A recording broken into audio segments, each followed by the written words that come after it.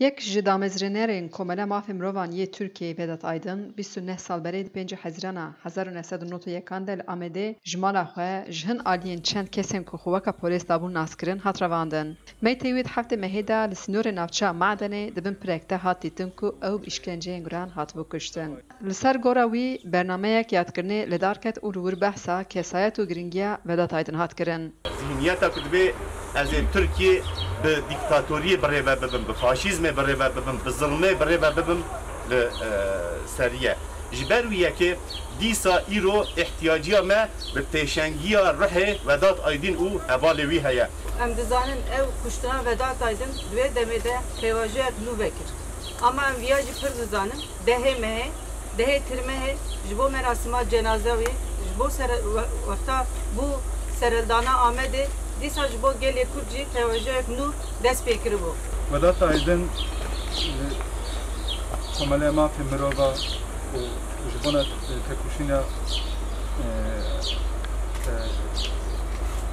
Mafê Mirova bi gelekî pêş daybûn.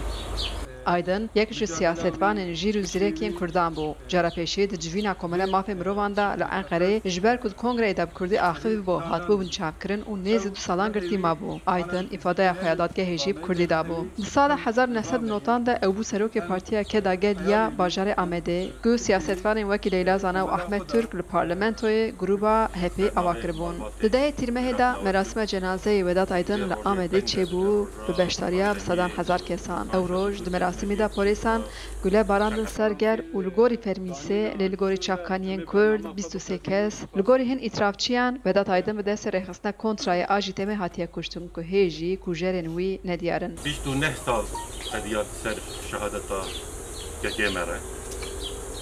Divê 29 salê de Türkiye gelek tiş hatin guhertin.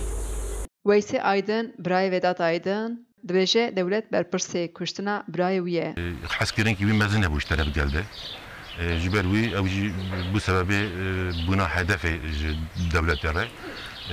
Wek me got wê çax jî dewletê qet me neşart ku wî nekiriye.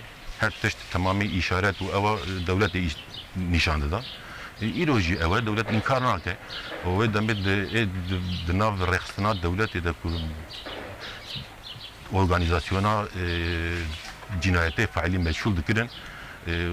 Navê wan yek bellî bûn, ewana îtirafê wan jî hebûn ser bûyera Vedat Aydın ku wan kiriye. Ji ber wî em jî dibin ew wî bellî ne. Em pê yekî şexsan neketine ji bo me dewlet berpirsiyar e ku dewlet xwedar paqijiyê lazim e vê tiştê îtiraf bike. Wekî din wê her wiha dewam bike. Xecî Can Farqîn, Dengê Amerîka, Amed.